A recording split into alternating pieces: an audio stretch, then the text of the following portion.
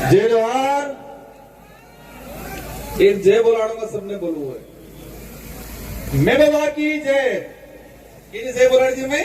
मैं बाबा की जय। मैं बाबा की, मैं बाबा की और आप सबकी जय।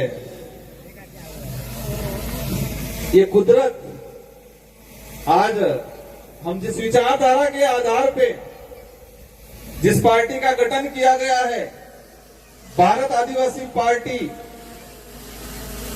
और इस विचारधारा की जो मूल थीम है कि प्रकृति ने पूजवी, जल जंगल जमीन आसमान ने पूजबू, और आने मे बाबा ने की पूजा की दी और अरज की दी कि मे बाबा गर्मी पड़ी रहती है कई, और आ नवो नवो आ मैदान काढजू है तो धूळवडे थोडं काढू કરી દીવાન તે બે દાડા પહેલા અસર પડી જાય પૂરું ટાળું થઈ ગયું। और અમે હાજ્યા હતા નામच्या, और પછી ફેર અરજ કીધી કે અમે ફેર પરળી જંગા કે પૈસા વધારે નહીં તો વોટરપ્રૂફ और टेंट ने लगाड़ी जुए તમે આજ ને દાડા રાહત આપ દીજો। और ગામ ખેડાને માતા ને જેટલી જે આદિવાસી સમાજની જે ગોત્ર રહી અને ગોત્રની કુલ દેવી और हमारे खत्री थे की आराधना की थी और मैं बाबा थे की आराधना की थी कि आज दाड़े पूर्ण कोरो કરી દીધો तो તમે सब जानो आज कोरो थाजू नहीं थाजू। ये है आदिवासी समाज की पुरखाई जो पूजा पद्धति है, हमारी जो पुरखाई पूजा पद्धति है कि मांगजो में मण है और अनास अनुरूप, और ये पूजा पद्धति से हमारी प्रकृति की जो देन है, और आज हम सबको शांतिपूर्वक कार्यक्रम निपट गया।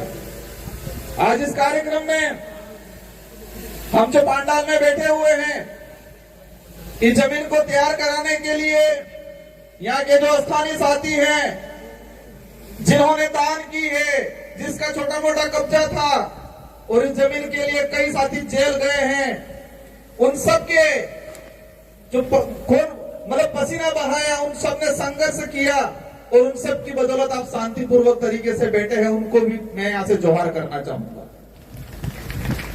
राजस्थान का प्रशासन, डूंगरपुर का प्रशासन सोच रहा था कि भारत आदिवासी पार्टी आ रही है तो कार्यक्रम कहां कर रहे हैं, अभी तक जिला मुख्यालय पे कोई तैयारी नहीं की है। और 3 दिन पहले प्रशासन को पता चलता है कि आदिवासी प्रेरणा स्थल बनाया गया है 84 विधानसभा क्षेत्र के अंदर, और आदिवासी प्रेरणा स्थल पर पूरे देश के आदिवासियों को आमंत्रित किया गया है। ये 4 दिन पहले पता चला प्रशासन को, और ये गांव के साथी, ये ब्लॉक के साथी, उनकी मेहरबानी। मैं अपनी बात शुरू करूं आज इस पांडाल के अंदर, और ये आवाज जहां तक जा रही है, जो जितने भी साथी हैं, आप सभी लोग दिल से आए हो, यहां से आए हो, फ्री में लाई हुई, पैसों से बुलाई हुई ये भीड़ नहीं है, ये भीड़ दिल से आई हुई भीड़ है, और आप सबका मैं तहे से स्वागत अभिनंदन करता हूं। आज आजादी के बाद हमारी जो विचारधारा है, और इस विचारधारा पे आधार पे ये जो पार्टी बनी है, और ये पार्टी पहली बार देश में और इस क्षेत्र के अंदर लोकतंत्र स्थापित करने का काम करेगी, और संविधान की जो मूल भावना है और लोकतंत्र की जो वास्तविक परिभाषा है उसको धरातल पे लाने का काम ये भारत आदिवासी पार्टी करने वाली है। इस पार्टी को बनाने के लिए कई जनों ने योगदान दिया, और इस पार्टी के आधार पे आने वाले समय में हमारे आने वाली पीढ़ी का भविष्य सुधारेंगे, जल जंगल की जमीन की लड़ाई लड़ेंगे, संवैधानिक हक अधिकार की लड़ाई लड़ेंगे, और कमल कांग्रेस की खटिया खड़ी करेंगे। हम क्या थे, क्या बना दिया, हमारे पूर्वज क्या थे, ताकतवर थे, स्वाभिमानी थे, दयालु थे और दान दाता थे। हमारे पूर्वज स्वाभिमानी थे, ताकतवर थे, दयालु थे और दान दाता थे। उस समाज को इन कांग्रेस बीजेपी ने फ्री की योजनाओं में मानसिक रूप से गुलाम बना के एक भीख मंगा बनाने का काम किया है। कांग्रेस बीजेपी ने 75 सालों के अंदर हमारे समाज को एक स्वाभिमानी समाज, एक दानदाता समाज, मेहनत से कमाने वाला समाज और इस देश का मूल मालिक होने का जो दावा हम करते हैं और हैं, उस समाज को कांग्रेस बीजेपी ने आज तक हमको कमजोर बनाने का काम किया है। आज ये जो पार्टी बनी है, इस पार्टी आने वाले समय में राजस्थान की सरकार कौन होगी, मध्य प्रदेश की सरकार कौन होगी, महाराष्ट्र की सरकार कौन होगी, ये तय करने का काम करेगी ये भारत आदिवासी पार्टी। कांग्रेस वाले कहते हैं, बड़े बड़े लॉलीपॉप देते हैं। एक नारा लगाया था उन्होंने, क्या लगाया था? नफरत के बाजार में मोहब्बत की दुकान खोलने आए हैं। क्या लगाया था? नफरत के बाजार में मोहब्बत की दुकान खोलने आए हैं। मैं कहता हूं, नफरत के बाजार में स्वाभिमान की दुकान खोलने आएगी भारत आदिवासी पार्टी, क्योंकि मोहब्बत वाले धोखा बहुत जल्दी देते हैं। मोहब्बत की बातें करने वाले धोखा बहुत जल्दी देते हैं। और हम इस देश के अंदर आदिवासी समुदाय, माइनॉरिटी, एससी सभी को स्वाभिमानी बनाने का काम करने आएंगे। आज हमारा समाज किस तरह से बना दिया इन लोगों ने, हम लोगों को गुमराह कर दिया गया है, हमारे लोगों को मानसिक रूप से कमजोर कर दिया है। और मैं कई बार कहता हूं कि कांग्रेस बीजेपी 75 साल तक क्या किया? हमारे भाई ने घुसवाड़ी नाकचा सपा हो कीधु, घुसवाई किया कंप्लीट, मानसिक रूप से घुसवाई किया। और ये घुसपानो काम करने कीधु जे कांग्रेस बीजेपी में लसवायला ताणी कीधु, लसवायला ताणी घुसपान काम कीधु। और ये विचारधारा जे घुसवायला है आनंद चेतन थावानो काम कराड़ेगा, आनंद सावधान रहवानो काम कराड़ेगा, आनंद जागवानो काम कराड़ेगा। क्योंकि आज तक हमारे समाज के अंदर, हमारे पूरे आदिवासी इलाके के अंदर इन लोगों ने वोट बैंक बनाया गया है। और ये पार्टी, ये विचारधारा है। और इस पार्टी में यहाँ की जनता, क्षेत्र की जनता तय करेगी कि लोकसभा विधानसभा में हमारा कौन आदमी जाएगा।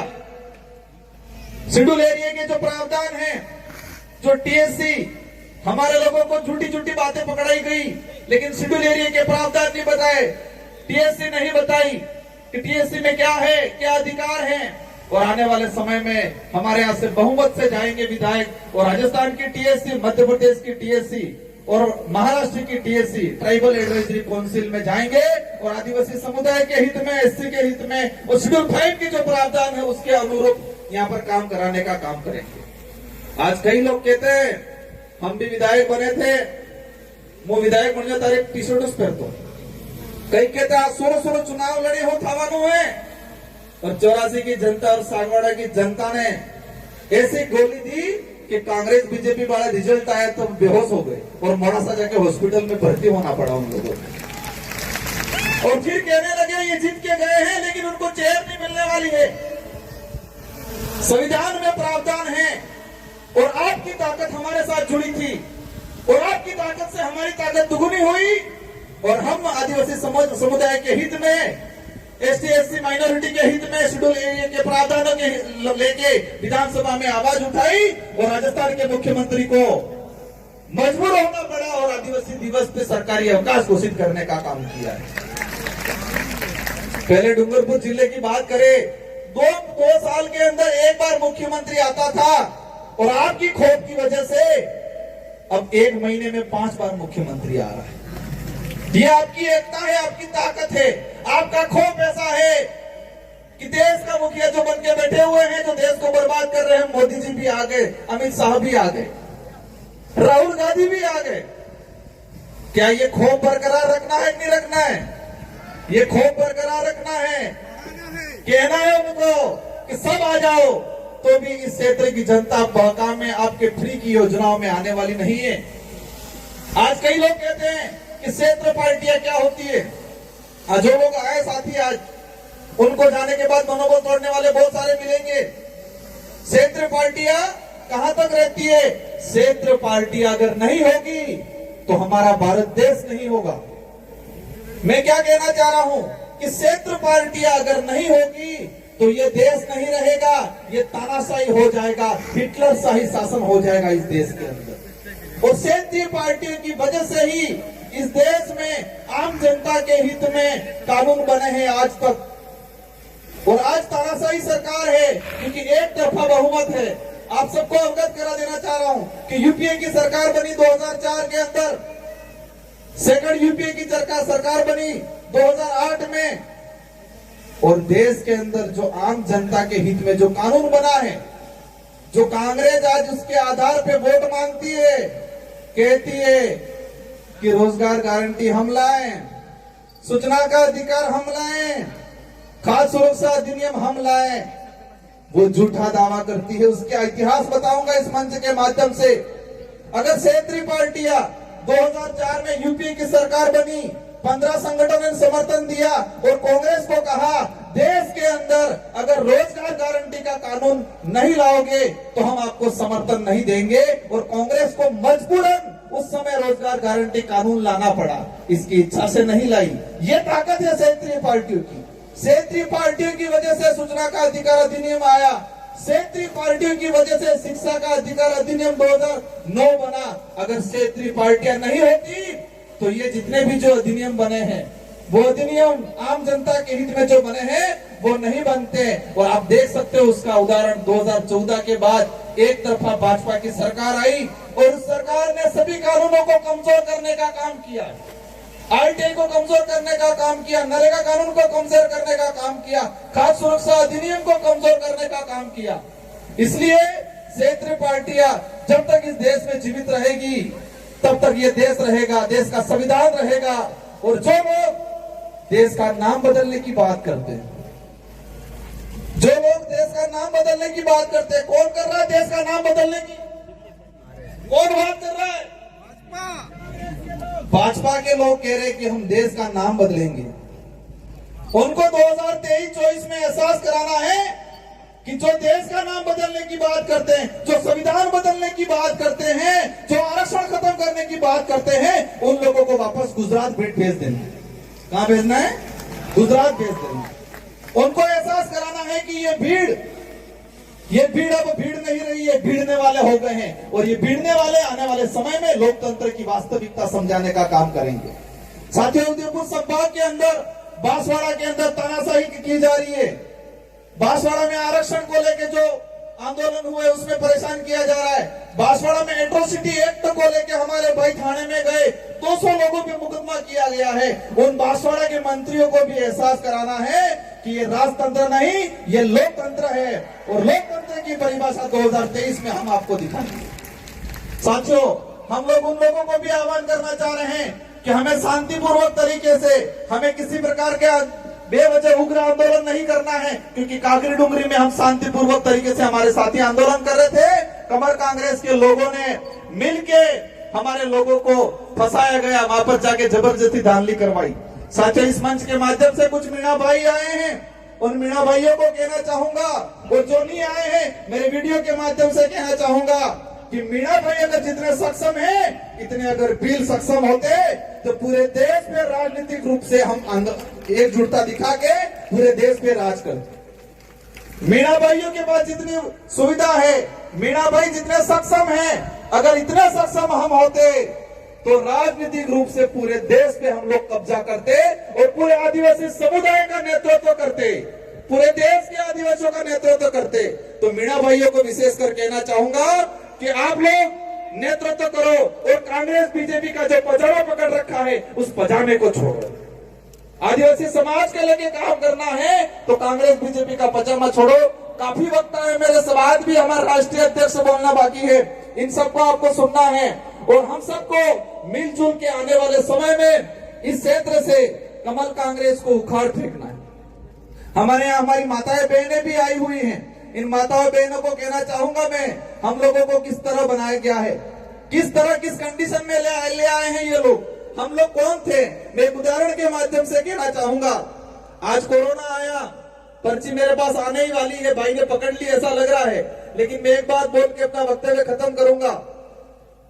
माउंट आबू और सिरोही, जहां पर सड़क पे बंदर रहते हैं, बांद्रा, और जो मादाएं थी उसी कोरोना के काल के कुछ समय पहले बच्चों को जन्म दिया, और उनको जो फ्री में जितने यात्री जा रहे थे वो सारे यात्री नारियल देते, कोई रोटी देता, तो सारे के सारे जो बंदर थे वो जंगल का खाना भूल गए, उनकी ताकत को भूल गए, और जो फ्री का मिल रहा था उसी को खाना लग गई। जब कोरोना काल आया, कोरोना काल आने के बाद वहां पर यात्री जाना बंद हो गए, और यात्री जाना बंद हो गए तो फ्री का खाना पहुंचना बंद हो गया। जंगल में बहुत कुछ खाने का था, फल फ्रूट्स थे, लेकिन उनकी ताकत भूल गए थे वो। और उस दौरान बांद्रा अना रोड माथे दाढ़ी करता रोएता, छोटे छोटे बच्चे रोते बंदरों के, और कई बंदर मर गए उस दौरान। और यही काम इसी तरह कांग्रेस बीजेपी के लोगों ने हमारे समाज को बना दिया है।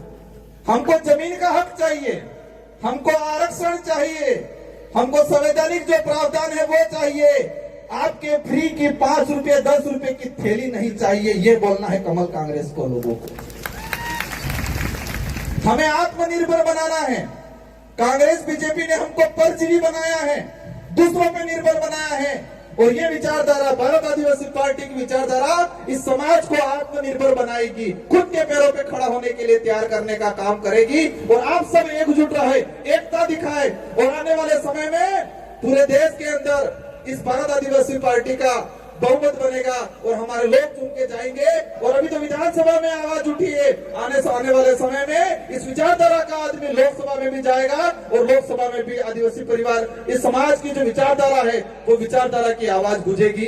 इन्हीं शब्दों के साथ विशेषकर हमारे जो ये साथी है, जितने जो वक्ता हैं, सारे वक्ताओं की जो बातें हैं वो बातें सुन के जानी है, और जितने भी साथी आए हैं सबको शांतिपूर्वक तरीके से जाना है। और जो जो बातें आपने सुनी हैं, इन बातों को यहाँ गांठ बांध लेना है, यहाँ गांठ बांध लेना है।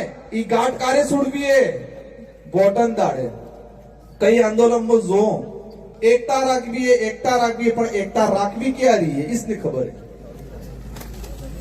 एकता रखनी है, और एकता विशेषकर चुनाव के वक्त रखनी है। और इस देश के संविधान के अनुरूप हमारे देश को चलाने के लिए प्रत्येक 18 साल के ऊपर वाले व्यक्ति को एक चाबी दी गई है। 18 साल से ऊपर वाले प्रत्येक व्यक्ति को एक चाबी दी गई है, और वो है मतदान। मतदान नहीं करवो, इन्हें उपयोग करवो है, मत का अधिकार है हमारा। और ये वोट वाली सी चाबी है, ये लोकतंत्र की कुंजी है। और एकता कब रखनी है? ये चाबी लगाने के वक्त एकता रखनी है। और कांग्रेस बीजेपी का ताले पे ऐसी चाबी लगानी है कि इनका ताला जंग खा जाए और कभी नहीं खुले, और भारत आदिवासी पार्टी का दरवाजा खुल जाए, और इस दरवाजे से संवैधानिक प्रावधानों के तहत हमको अधिकार मिले। ये काम करना है, ये एकता रखनी है। इन्हीं शब्दों के साथ आप सबको धन्यवाद, आभार। जय जवाहर, जय भारत, जय भील प्रदेश।